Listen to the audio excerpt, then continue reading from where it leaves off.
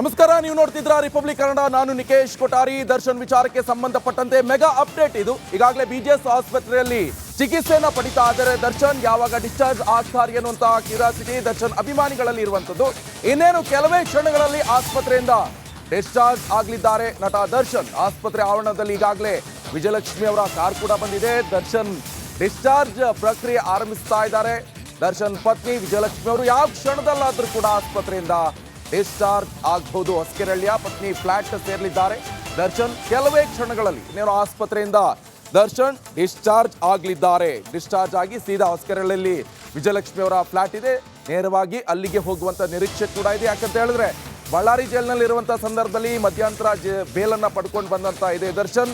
ಸೀದಾ RR ನಗರಕ್ಕೆ ಹೋಗಿಲ್ಲ, ನೇರವಾಗಿ ವಿಜಯಲಕ್ಷ್ಮಿ ಅವರ ಅಪಾರ್ಟ್ಮೆಂಟ್ಗೆ ಹೋಗಿರುವಂಥದ್ದು. ನೋಡಿ, ಅದೇ ಕಾರು ವಿಜಯಲಕ್ಷ್ಮಿ ಅವರು ಬಂದಿರುವಂತಹ ಕಾರದು. ಬಿಜೆಎಸ್ ಹಾಸ್ಪಿಟಲ್ ಅಲ್ಲಿ ಬಂದಿದ್ದಾರೆ. ಡಿಸ್ಚಾರ್ಜ್ ಪ್ರಕ್ರಿಯೆ ಏನಿದೆ ಅವೆಲ್ಲವನ್ನ ಮುಗಿಸ್ಬಿಟ್ಟು ಆಮೇಲೆ ದರ್ಶನ್ ಅವರನ್ನ ಕರ್ಕೊಂಡು ಅವರ ಫ್ಲಾಟ್ ಏನಿದೆ ವಿಜಯಲಕ್ಷ್ಮಿ ಅವರದ್ದು, ಆ ಫ್ಲಾಟ್ಗೆ ಅಪಾರ್ಟ್ಮೆಂಟ್ಗೆ ಕರ್ಕೊಂಡು ಹೋಗುವಂಥ ಚಾನ್ಸಸ್ ಹೆಚ್ಚಾಗಿದೆ. ಯಾಕಂತ ಹೇಳಿದ್ರೆ ಈ RR ನಗರದಲ್ಲಿ ಕರ್ಕೊಂಡು ಹೋದರೆ ಅವರ ದರ್ಶನ್ ಮನೆ, ಅಲ್ಲಿ ಹೋದರೆ ಸಾಕಷ್ಟು ತೊಂದರೆ ಆಗುತ್ತೆ. ಅಭಿಮಾನಿಗಳು ಬರ್ತಾರೆ, ಮಗದೊಂದು ಅಲ್ಲಿ ಯಾರು ಕೂಡ ಇಲ್ಲ, ಮನೆ ಬೀಗ ಹಾಕ್ಕೊಂಡಿದೆ. ಆದರೆ ಅಲ್ಲಿ ಕೆಲಸಗಾರರು ಇದ್ದಾರೆ ಅಷ್ಟೇ.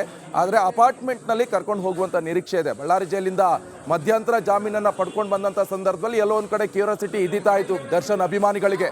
ಸೀದಾ ಕರ್ಕೊಂಡು RR ನಗರಕ್ಕೆ ಕರ್ಕೊಂಡು ಹೋಗ್ತಾರೆ. ದರ್ಶನ್ ಮನೆ ಇದೆ ತೂಗುದೀಪ ನಿವಾಸ, ಅಲ್ಲಿಗೆ ಬರ್ತಾರೆ ಅಂತ ಅಲ್ಲೂ ಕೂಡ ಕಾದು ಕುಳ್ಕೊಂಡಿದ್ರು ದರ್ಶನ್ ಅಭಿಮಾನಿಗಳು. ಆದರೆ ಅದು ಪ್ಲಾನ್ ಚೇಂಜ್ ಆಯಿತು. ಅಲ್ಲಿ ಹೋದರೆ ಮತ್ತೇನಾದರೂ ಎಡವಟ್ಟಾಗ್ಬಿಡುತ್ತೆ, ದರ್ಶನ್ ಮನಸ್ಸು ಮತ್ತೇನಾದರೂ ಆಗಿಬಿಡುತ್ತೆ. ಪಕ್ಕದಲ್ಲಿ ಇನ್ನೊಂದು ಮನೆ ಕೂಡ ಇದೆ, ಅದು ಯಾರ್ದಂತ ಗೊತ್ತಿರುವಂಥ ವಿಚಾರ. ಆದರೆ ಯಾವ ಸುದ್ದಿ ಸಹವಾಸ ಬೇಡ ಅಂತ ಹೇಳ್ಕೊಂಡು ದರ್ಶನ್ ಅವರ ಪತ್ನಿ ವಿಜಯಲಕ್ಷ್ಮಿ ಅವರು ನೇರವಾಗಿ ಅವರ ಅಪಾರ್ಟ್ಮೆಂಟ್ ಇದೆ, ಅಪಾರ್ಟ್ಮೆಂಟ್ಗೆ ಹೊಸಕೆರಳಲ್ಲಿರುವಂಥ ಅಪಾರ್ಟ್ಮೆಂಟ್ ಕರ್ಕೊಂಡು ಹೋಗಿದ್ದಾರೆ. ಆದರೆ ಈಗ ಮತ್ತೆ ಡಿಸ್ಚಾರ್ಜ್ ಆಗುವಂಥ ಚಾನ್ಸಸ್ ಇರುವಂಥದ್ದು. ಇನ್ನೇನು ಕೆಲವೇ ಕ್ಷಣಗಳಲ್ಲಿ ಡಿಸ್ಚಾರ್ಜ್ ಆಗ್ತಾರೆ. ನೇರವಾಗಿ ಹೊಸಕೆರಳ್ಳಿಯಲ್ಲಿರುವಂಥ ಅವರ ಅಪಾರ್ಟ್ಮೆಂಟ್ಗೆ ಕರ್ಕೊಂಡು ಹೋಗುವಂಥ ನಿರೀಕ್ಷೆ ಕೂಡ ಇರುವಂಥದ್ದು. ಈಗಾಗಲೇ ದೃಶ್ಯದಲ್ಲೂ ಗಮನಿಸ್ತಾ ಇರ್ಬೋದು, ಬಿಜೆಎಸ್ ಹಾಸ್ಪಿಟಲ್ ಹೊರಾಂಗಣದ ದೃಶ್ಯ ಇದು. ಅಲ್ಲಿ ಕಾರು ನಿಂತ್ಕೊಂಡಿದೆ. ವಿಜಯಲಕ್ಷ್ಮಿ ಈಗಾಗಲೇ ಬಂದಿದ್ದಾರೆ. ಡಿಸ್ಚಾರ್ಜ್ ಪ್ರಕ್ರಿಯೆ ಕೂಡ ಪೂರ್ಣಗೊಂಡ ನಂತರ ಇವತ್ತು ಡಿಸ್ಚಾರ್ಜ್ ಆಗಲಿದ್ದಾರೆ. ರೇಣುಕಸ್ವಾಮಿ ಕೊಲೆ ಆರೋಪಿ ನಟ ದರ್ಶನ್ ಅವರು ರೆಗ್ಯುಲರ್ ಬೇಲ್ ಸಿಕ್ತು. ಬಟ್ ಇಲ್ಲಿ ಬಿಜೆಎಸ್ ಹಾಸ್ಪಿಟಲಲ್ಲಿ ಏನಾಗ್ತಿದೆ ಅಂತ ಹೇಳಿದ್ರೆ, ಶಸ್ತ್ರಚಿಕಿತ್ಸೆ ಆಗಬೇಕು, ತನಗೆ ಆಗಿಲ್ಲ ಅಂತ ಹೇಳಿದ್ರೆ ಕಾಲು ಸ್ವಾಧೀನ ಹೋಗುತ್ತೆ, ಬೆನ್ನಲ್ಲಿ ನಡೆಯೋಕ್ಕಾಗಲ್ಲ, ಬೆನ್ಮೂಳೆ ಸಮಸ್ಯೆ ಇದೆ ಅಂತೆಲ್ಲ ಹೇಳಿದ್ರು. ಆದರೆ ಆಪರೇಷನ್ ಆಗೋಕ್ಕಿಂತ ಮುಂಚೆ ಅಂದರೆ ಈಗ ಅಕ್ಟೋಬರ್ 31ರಿಂದ ಬೆನ್ನೋವಿಗೆ ಚಿಕಿತ್ಸೆ ಪಡಿತಾ ಇದ್ದಾರೆ ಕೊಲೆ ಆರೋಪಿ ದರ್ಶನ್. ಸರ್ಜರಿ ಇಲ್ಲದೆ ಡಿಸ್ಚಾರ್ಜ್ ಆಗಲಿರುವಂಥ ನಟ ದರ್ಶನ್. ಮುಂದಿನ ಚಿಕಿತ್ಸೆಯ ಬಗ್ಗೆ ದರ್ಶನ್ಗೆ ವೈದ್ಯರು ಮಾಹಿತಿಯನ್ನು ಕೊಡಲಿದ್ದಾರೆ. ಮುಂದೆ ಯಾವಾಗ ಬರಬೇಕು ಹಾಸ್ಪಿಟ್ಲಿಗೆ, ಚಿಕಿತ್ಸೆನ ಪಡ್ಕೊಳ್ಬೇಕು, ಅಥವಾ ಮನೆಯಲ್ಲಿ ಏನೆಲ್ಲ ಎಕ್ಸಸೈಸ್ ಮಾಡಬೇಕಾಗತ್ತೆ. ಜಿಮ್ಗೆಲ್ಲ ಹೋಗಂಗಿಲ್ಲ, ಆದರೆ ಎಕ್ಸಸೈಸ್ ಎಲ್ಲ ಇರುತ್ತೆ, ಯೋಗಾಸನ ಮತ್ತೊಂದು ಮಗದೊಂದು. ಆದರೆ ಅದರೆಲ್ಲದ್ರ ಬಗ್ಗೆ ಮಾಹಿತಿಯನ್ನು ಕೊಟ್ಟು ಕಳಿಸ್ತಾರೆ. ಯಾವುದ್ಯಾವುದೋ ಟ್ರೀಟ್ಮೆಂಟ್, ಯಾವುದ್ಯಾವುದೋ ಟ್ಯಾಬ್ಲೆಟ್ಗಳನ್ನು ತಗೊಳ್ಬೇಕು, ಅದೆಲ್ಲದರ ವಿಚಾರಕ್ಕೆ ಸಂಬಂಧಪಟ್ಟಂತೆ ಈಗ ಮಾಹಿತಿಯನ್ನು ಕೊಟ್ಟು ಕಳಿಸಲಿದ್ದಾರೆ. ಮುಂದಿನ ಚಿಕಿತ್ಸೆ ಯಾವಾಗ ಬರಬೇಕಾಗತ್ತೆ ಅದಕ್ಕೆ ಆ ಡೇಟ್ ಕೊಡ್ತಾರೆ. ಆ ಡೇಟ್ಗೆ ಮತ್ತೆ ವಾಪಸ್ ಬಿಜೆಎಸ್ ಹಾಸ್ಪಿಟ್ಲಿಗೆ ಬರಬೇಕಾಗತ್ತೆ. ಬಂದುಬಿಟ್ಟು ಚಿಕಿತ್ಸೆಯನ್ನು ಪಡ್ಕೊಳ್ಬೇಕಾಗತ್ತೆ. ಸದ್ಯ ಮನೆಯಲ್ಲಿ ಆರಾಮಾಗಿ ಇರಬಹುದು. ಈಗಾಗಲೇ ರೆಗ್ಯುಲರ್ ಬೇಲ್ ಬೇರೆ ಸಿಕ್ಕಿದೆ. ಈ ಬೇಲ್ ಸಿಕ್ಕಂಥ ಸಂದರ್ಭದಲ್ಲಿ ನಟ ದರ್ಶನ್ ಕೂಡ ಮಹಾನ್ ಖುಷಿಯಾಗಿದ್ದಾರೆ. ಯಾಕಂತ ಹೇಳಿದ್ರೆ ಮನೆಗೆ ಹೋಗ್ಬೋದು, ಎಲ್ಲ ಕಡೆ ಬೇಕಾದ್ರೂ ಸುತ್ತಾಡ್ಬೋದು, ಏನು ತೊಂದರೆ ಇಲ್ಲ. ಆದರೆ ಸೆಷನ್ ಕೋರ್ಟ್ ವ್ಯಾಪ್ತಿಗೆ ಒಳಪಡುವಂಥ ಪ್ರದೇಶದಲ್ಲಿ ಮಾತ್ರ ಇರಬೇಕಾಗತ್ತೆ. ಇನ್ ಕೇಸ್ ಹೊರಗಡೆ ಹೋಗ್ಬೇಕಂತ ಹೇಳಿದ್ರೆ ಕೋರ್ಟ್ಗೆ ಒಂದು ಮನವಿಯನ್ನು ಕೊಡಬೇಕಾಗತ್ತೆ. ನನಗೆ ಆಚೆ ಕಡೆ ಒಂದು ಸ್ವಲ್ಪ ಕೆಲಸ ಇದೆ, ಆಚೆ ಕಡೆ ಹೋಗಬೇಕಾಗತ್ತೆ, ಅನಿವಾರ್ಯ ಅಂತೆಲ್ಲ ಹೇಳಿಕೊಂಡು ಸೊ ಆ ಸಂದರ್ಭದಲ್ಲಿ ಅಲ್ಲಿ ಹೋಗುವಂಥ ನಿರೀಕ್ಷೆ ಕೂಡ ಇರುವಂಥದ್ದು. ಮನವಿಯನ್ನು ಮಾಡಿಕೊಂಡ್ರೆ ಪರ್ಮಿಷನ್ ಕೊಟ್ಟರೆ ಆಚೆ ಕಡೆ ಹೋಗ್ಬೋದು. ಇಲ್ಲ ಅಂತ ಹೇಳಿದ್ರೆ ಬೆಂಗಳೂರು ಬಿಟ್ಟು ಹೋಗಂಗಿಲ್ಲ, ಬೆಂಗಳೂರು ಸೆಷನ್ ಕೋರ್ಟ್ ವ್ಯಾಪ್ತಿ ಬಿಟ್ಟು ಹೊರಗಡೆ ಹೋಗೋಂಗಿಲ್ಲ. ಇನ್ ಕೇಸ್ ಏನಾದರೂ ಹೋಗಬೇಕು, ಅನಿವಾರ್ಯತೆ ಇದೆ, ನನಗೂ ಕೂಡ ಜೀವಿಸೋ ಹಕ್ಕಿದೆ ಅಂತ ಮತ್ತೆ ಕೋರ್ಟ್ಗೆ ಮನವಿಯನ್ನು ಮಾಡ್ಕೊಳ್ಬೋದು.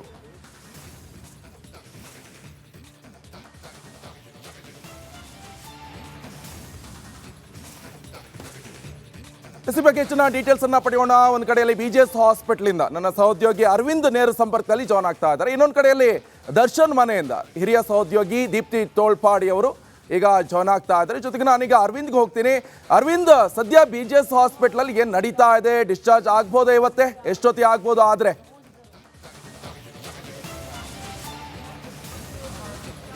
ಖಂಡಿತ ನಿಕೇಶ್, ದರ್ಶನ್ ಅವರು ಮಧ್ಯಂತರ ಜಾಮೀನನ್ನು ಬೆನ್ನಿನ ನೋವಿನ ಸರ್ಜರಿಗೋಸ್ಕರ ಅಂತ ಹೇಳಿ ತೆಗೆದುಕೊಂಡಿದ್ದರು. ಅದಾದ ನಂತರ ಅಕ್ಟೋಬರ್ 31ರಂದು BGS ಆಸ್ಪತ್ರೆಗೆ ಅವರು ಅಡ್ಮಿಟ್ ಆಗಿದ್ದರು. ಆ ಹಿನ್ನೆಲೆಯಲ್ಲಿ ಕೆಲವು ಕನ್ಸರ್ವೇಟಿವ್ ಟ್ರೀಟ್ಮೆಂಟ್ ಆಗಿರ್ಬೋದು, ಫಿಸಿಯೋಥೆರಪಿ ಆಗಿರ್ಬೋದು, ಅದನ್ನು ಅವರಿಗೆ ಆ ಚಿಕಿತ್ಸೆಯನ್ನು BGS ವೈದ್ಯರು ನೀಡ್ತಾ ಇದ್ರು. ಡಾಕ್ಟರ್ ನವೀನ್ ಅವರ ನೇತೃತ್ವದಲ್ಲಿ ಆ ಚಿಕಿತ್ಸೆ ನಡೀತಾ ಇತ್ತು. ಇವತ್ತು ಸದ್ಯ ಬರ್ತಾ ಇರುವಂಥ ಮಾಹಿತಿ ಏನಂತಂದರೆ ಬಹುತೇಕ ಇವತ್ತು ದರ್ಶನ್ ಅವರು ಡಿಸ್ಚಾರ್ಜ್ ಆಗುವಂಥದ್ದು ಕನ್ಫರ್ಮ್ ಅಂತಲೇ ಹೇಳ್ಬೋದು.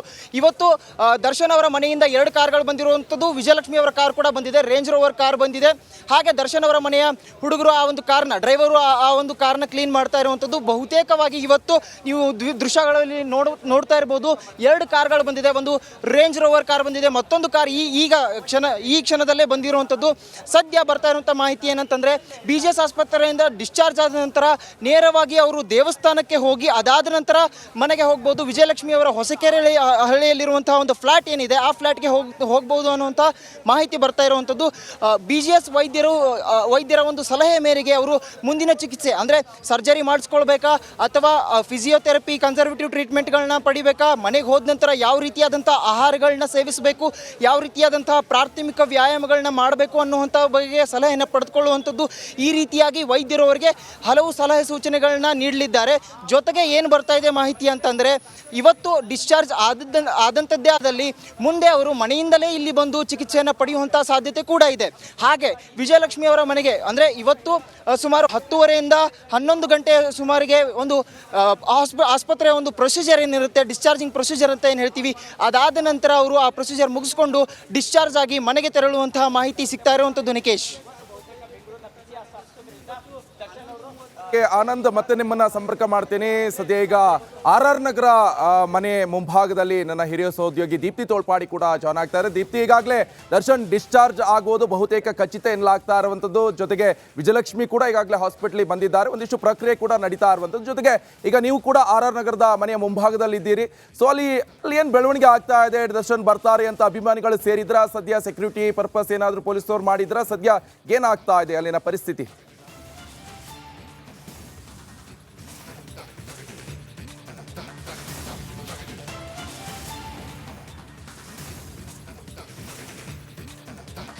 ನಿಕೇಶ್, ಸದ್ಯಕ್ಕೆ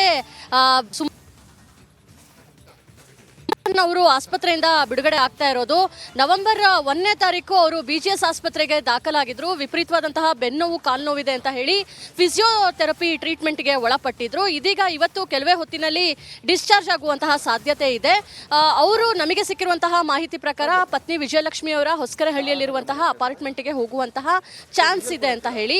ಇನ್ನು ನಾನೀಗ RR ನಗರದ ಅವರ ಮನೆ ಬಳಿಯೇ ಇದ್ದೀನಿ. ಸೊ ಮನೆ ಸುತ್ತಮುತ್ತ ಯಾವುದೇ ರೀತಿಯಾಗಿ ಅಭಿಮಾನಿಗಳು ಬಂದಿಲ್ಲ. ಅಂದರೆ ಮಾಹಿತಿ ಗೊತ್ತಾದರೆ ಬರುವಂತಹ ಸಾಧ್ಯತೆ ಇದೆ. ಕೆಲವೇ ಹೊತ್ತಿನಲ್ಲಿ ಅವರು ಬಿಡುಗಡೆ ಆದರೆ ಯಾವ ಮನೆಗೆ ಹೋಗ್ತಾರೆ ಅಂತ ನೋಡಿಕೊಂಡು ಅಲ್ಲಿಗೆ ಹೋಗುವ ನಿರ್ಧಾರವನ್ನು ಮಾಡಿರ್ಬೋದು. ಆದರೆ ಸೇಫ್ಟಿ ದೃಷ್ಟಿಯಿಂದ ದರ್ಶನ್ ಅವರ ಮನೆ ಏನಿದೆ ಅದರ ಒಂದು ರಸ್ತೆಯ ಎಂಟ್ರೆನ್ಸ್ನಲ್ಲಿ ಒಂದು ಬ್ಯಾರಿಕೇಡನ್ನು ಕೂಡ ಹಾಕಲಾಗಿದೆ. ಒಂದು ಬದಿಯಿಂದ ಮತ್ತೊಂದು ಬದಿ ರಸ್ತೆ ಏನು ಬರುತ್ತೆ ಅದು ಎರಡೂ ಕಡೆ ಬ್ಯಾರಿಕೇಡನ್ನು ಹಾಕಿದೆ. ಕೆಲವೇ ಹೊತ್ತಿನಲ್ಲಿ ಪೊಲೀಸರು ಬರುವಂತಹ ಸಾಧ್ಯತೆ ಕೂಡ ಇದೆ. ಎಂದಿನಂತೆ ಮನೆಯ ಮುಂಭಾಗ ಸ್ವಚ್ಛಗೊಳಿಸಲಾಗಿದೆ. ತೂಗುದೀಪ ನಿವಾಸ ಅಂತ ಏನಿದೆ ಆ ಬೋರ್ಡು, ಅದಕ್ಕೆ ಹೂವಿನ ಹಾರವನ್ನು ಕೂಡ ಹಾಕಲಾಗಿದೆ. ಸದ್ಯಕ್ಕಂತೂ ಅಭಿಮಾನಿಗಳು ಅಂತ ಯಾರು ಕೂಡ ಬಂದಿಲ್ಲ. ಒಂದಿಬ್ಬರು ಬಂದು ಮನೆ ಮುಂದೆ ಸೆಲ್ಫಿ ತೊಗೊಂಡು ಹೋಗುವಂಥದ್ದನ್ನು ನಾವು ನೋಡಿದ್ವಿ. ಹೊಸಕೆರೆಹಳ್ಳಿಗೆ ಸೆಕ್ಯೂರಿಟಿ ಪರ್ಪಸ್ಸಿಗೆ ದರ್ಶನ್ ಅವರು ಅಲ್ಲಿಗೆ ಹೋಗುವಂತಹ ಸಾಧ್ಯತೆ ಇದೆ. ಜೊತೆಗೆ ನಮಗೆ ಈಗ ಸಿಕ್ಕಿರುವಂತಹ ಮೂಲಗಳ ಮಾಹಿತಿ ಪ್ರಕಾರ